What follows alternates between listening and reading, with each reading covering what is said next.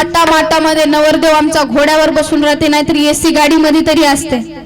एवढी पुण्याई बाबासाहेबांची आहे. कारण साधी गाडी मोडली तर त्यांना विंटाळ व्हायचा, मंदिराची पायरी चढली तर त्यांना विंटाळ व्हायचा. साधी गाडी मोडली तर त्यांना विंटाळ व्हायचा, मंदिराची पायरी चढली तर त्यांना विंटाळ व्हायचा. अरे आमची सावली जरी पडली तरी त्यांना विंटाळ व्हायचा. पण त्या दलित डॉक्टरांनी तुमचा विलाज केला, सांगा तुमचा विंटाळ कुठे गेला? त्या दलित वकिलाने तुम्हाला न्याय दिला, अरे सांगा तुमचा विंटाळ कुठे गेला? मग तो भीमराव तुमचा जावई झाला, सांगा तुमचा विंटाळ कुठे गेला? सांगा तुमचा विंटाळ. बाबासाहेबांनी आमचं नातं कसं जोडलं? नातं प्रत्येकाने निभावलं, जोडलं असेल, पण बाबासाहेबांनी आमचं कसं नातं जोडून गेले? जाता जाता बाबासाहेबांनी आम्हाला बुद्धाच्या ओटीत टाकलं आणि जाता जाता आम्हाला एक आई सुद्धा देऊन गेले बाबासाहेब आमच्या रमाईच्या नंतर जाता जाता. कारण कुणाचा जन्म कुणाला काय देऊन गेला, कुणाचा जन्म कुणाला न्याय देऊन गेला, कुणाचा जन्म कुणाला काय देऊन गेला, कुणाचा जन्म कुणाला न्याय देऊन गेला. पण एकटाच भीमराव आमचा असा बाप होता की त्यानं मरता मरता आम्हाला बामणाची माय देऊन गेला, बामणाची माय देऊन गेला.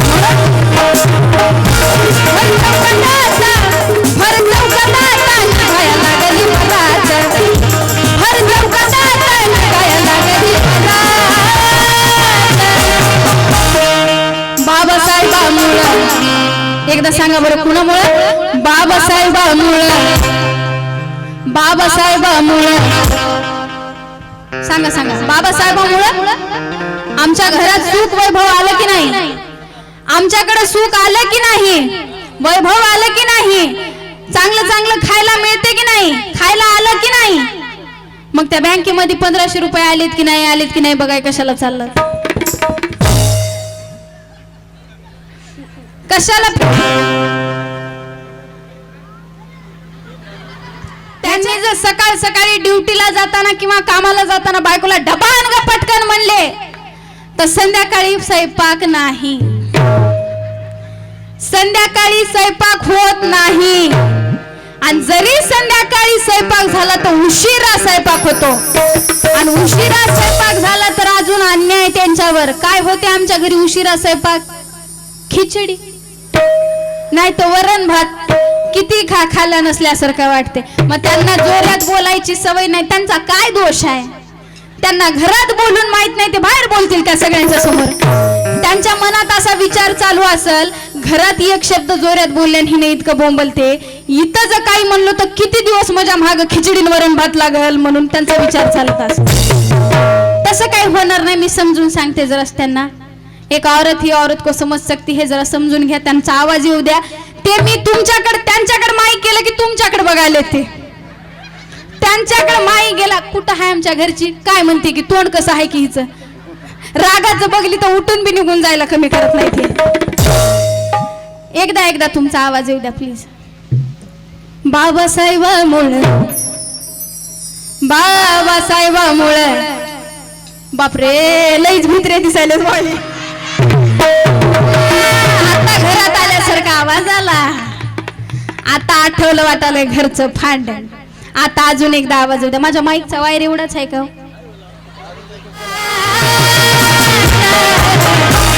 बाबासाहेबांमुळे. नाही नाही, जरा अजून येऊ द्या. त्या दिवशी घरी भांडण झाल्यावर कसा आवाज आला होता, जरा आठवण करा की भांडण कसं झालं होतं. तुम्हाला मीच दिसतो काय कोणत्याही गोष्टीला? मलाच उलट येऊन बोलता. तुमच्या आईला का काय बोलत नाही? त्यानं कुणालाच काही म्हणणार, त्याचा काही दोष नाही. तसंच त्या भांडणासारखा आवाज येऊ द्या. बाबासाहेबामुळे.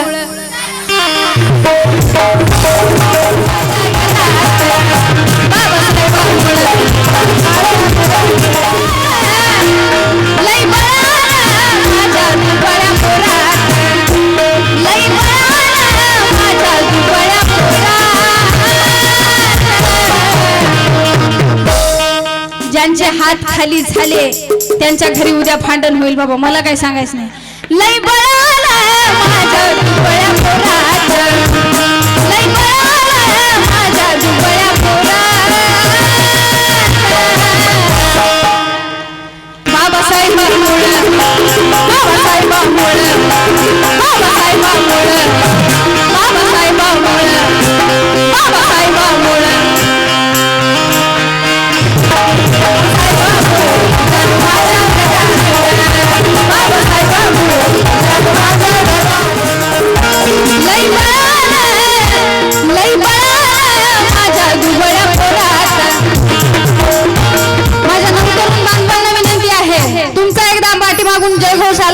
डॉक्टर बाबासाहेब आंबेडकरांचा, डॉक्टर बाबासाहेब आंबेडकरांचा जय भीम, जय भीम, जय भीम. बाबासाहेबांमुळे छान माझ्या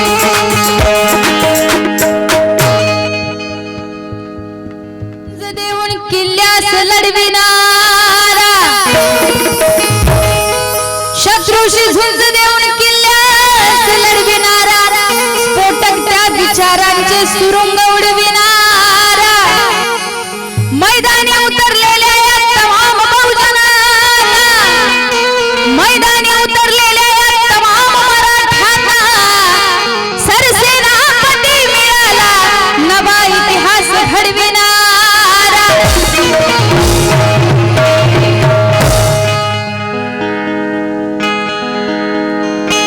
एकच राजा इथे जन्मला शिवनेरी किल्ल्यावर,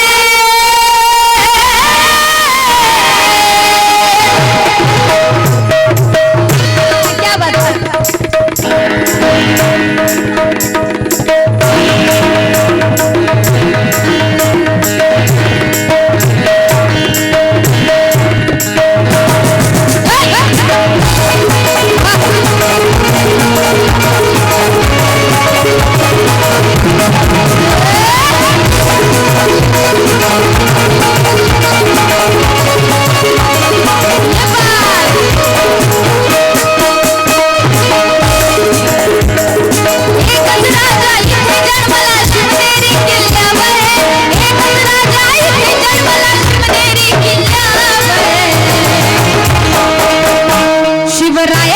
शिवरायाचं नाव गाजलंय गड किल्ल्याच्या रगडावर, शिवरायाचं नाव गाजलंय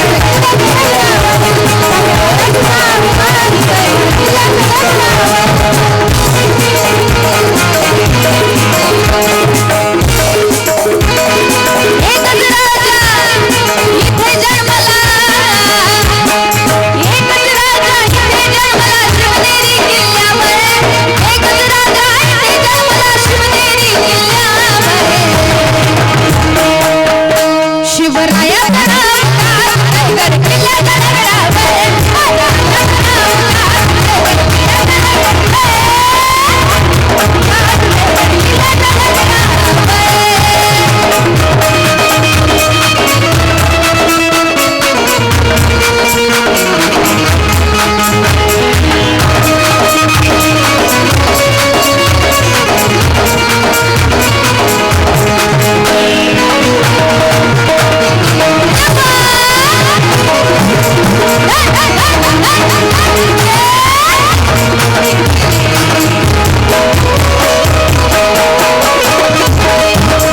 सुंदर स्वराज्य, सुंदर स्वराज्य, सुंदर स्वराज्य निर्माण केले तलवारीच्या धारेवर, तलवारीच्या धारेवर. रयतेसाठी वार झेलले आपल्या निधड्यात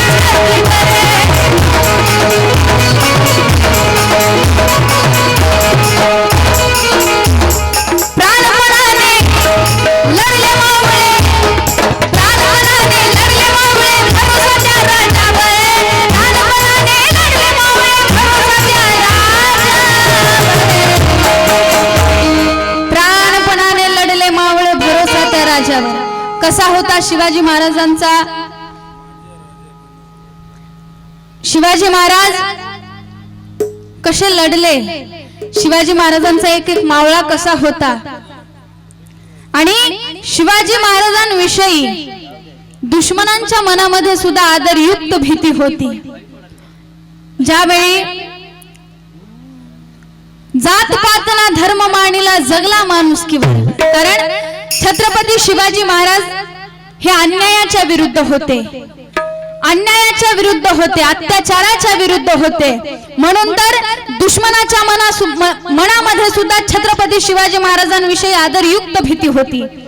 ज्यावेळेस छत्रपती शिवाजी महाराजांच्या मृत्यूची बातमी औरंगजेबाला कळाली, त्यावेळेस 5 वेळा नमाज पडणारा औरंगजेब 6व्या वेळेस गुडघे टेकवला आणि त्याच्या ईश्वराजवळ, त्याच्या अल्लाहजवळ तो असा म्हणत होता की या खुदा, औरतों की इज्जत करने वाला बादशाह, या मेरे मौला, औरतों की इज्जत करने वाला बादशाह, अपनी तो छोड़ दुश्मन के माँ बहन को अपनी माँ बहन कहने वाला शहंशाह आज हमसे बिछड़ कर तेरे दरबार में आ रहा है। हो सके तो अपने जन्नत के दरवाजे खुले रखना, हो सके तो अपने जन्नत के दरवाजे खुले रखना। असा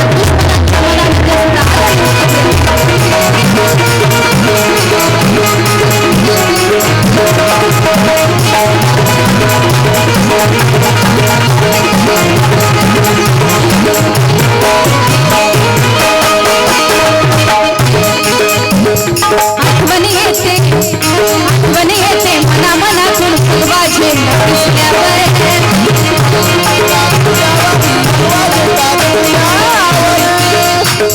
जात मानला धर्म मानिला जगला माणुसकी, जात मानला धर्म मानिला जगला माणुसकी, जगला माणुसकी।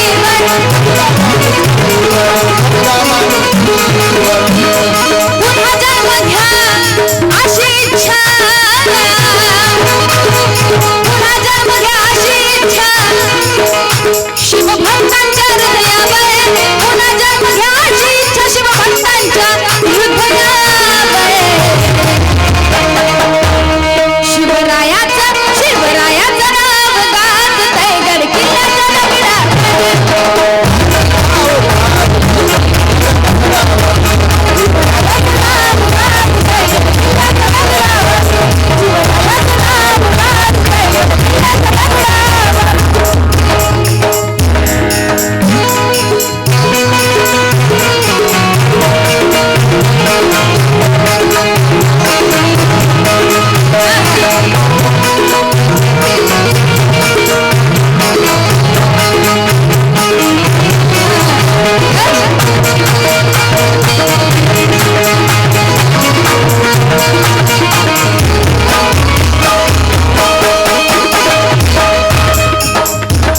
सुंदर स्वराज्य निर्माण केले तलवारीच्या धारेवर, तलवारीच्या धारेवर, तलवारीच्या धारेवर, तलवारीच्या धारेवर।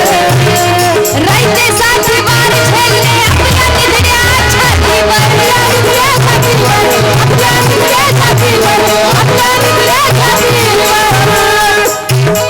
प्राणपणाने लढले मावळे भरोसा त्या राजावर, प्राणपणाने लढले मावळे भरोसा त्या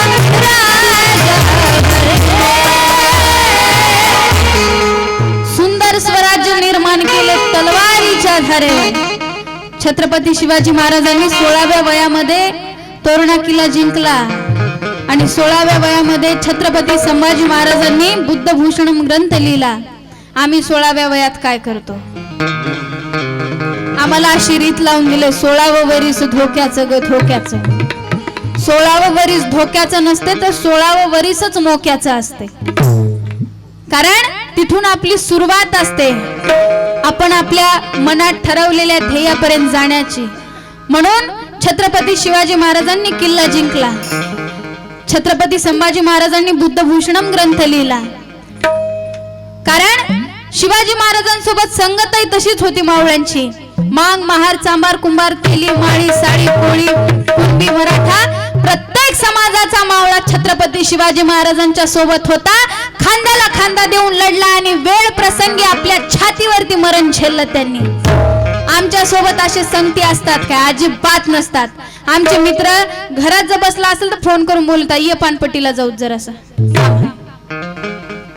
मग आमची संगत कशी, शिवाजी महाराजांची संगत कशी होती? आम्ही काय करतो? शिवाजी महाराजांचे मावळे म्हणणारे. आम्हाला लाजा वाटल्या पाहिजे. आम्ही बाबासाहेबांना बाप मानतो, आम्ही छत्रपती शिवाजी महाराजांना आराध्य दैवत मानतो, आमचा बाप मानतो, राजा. मग आपण त्या राजाचे मावळे आहोत. आपण कसे असले पाहिजे? छत्रपती शिवाजी महाराजांनी आयुष्यात कधी नाच पाहिला नाही. आम्हाला ते सगळ्या गोष्टी आवडतात. आम्हाला नाच पाहायला आवडते, आम्हाला बायका नाचवायला आवडतात, आम्हाला नको नको तसले गाणे आवडतात. मग आम्हाला फिल्मी गाणे आवडतात, बायका नाचवायला आवडतात. आम्ही छत्रपती शिवाजी महाराजांचे मावळे आहेत की निळू फुलेच्या अवलादी आहेत असल्या गोष्टी आवडतात. आम्ही ध्यान दिलं पाहिजे या गोष्टींकडे. म्हणून छत्रपती शिवाजी महाराजांचा इतिहास आम्हाला माहिती असला पाहिजे. छत्रपती शिवाजी महाराजांनी कधी नाच बघितला नाही असं नाही. एक वेळा नाच बघितला होता. नाच म्हणजे जे बायका नाचतात, ज्या नृत्तिका असतात, राजनृत्तिका, त्यांचा नाच पाहिला होता शिवाजी महाराजांनी. आणि नाच पाहून घरी येण्यासाठी उशीर झाला आणि आई जिजाऊ उशिरा आले. तेव्हा बघतात तर काय, दारात आई जिजाऊ उभ्या आहेत. आई जिजाऊ शिवाजी महाराजांना विचारतात, बाळ कुठे गेला होतात? दबक्या आवाजात शिवाजी महाराज म्हणतात, नाच पाहायला गेलो होतो. तेव्हा आई जिजाऊ म्हणतात, काय होतं तिथं? काही नाही, बायका पोरी पायात घुंगरू बांधून नाचत होत्या. त्यांचा नृत्य पाहण्यासाठी गेलो होतो. त्या बायका नाचत होत्या, आम्ही पाहत होतो. तेव्हा आई जिजाऊ म्हणल्या, एवढंच होतं तर आम्हाला सांगायच्या होतात, एवढंच होतं तर आम्हाला सांगायचं होतं. तुम्हाला नाचच पाहायचा होता तर आम्हाला सांगायचं होतं. आम्ही आमच्या पायात घुंगरू बांधून तुम्हाला इथं नाचून दाखवलं असतं.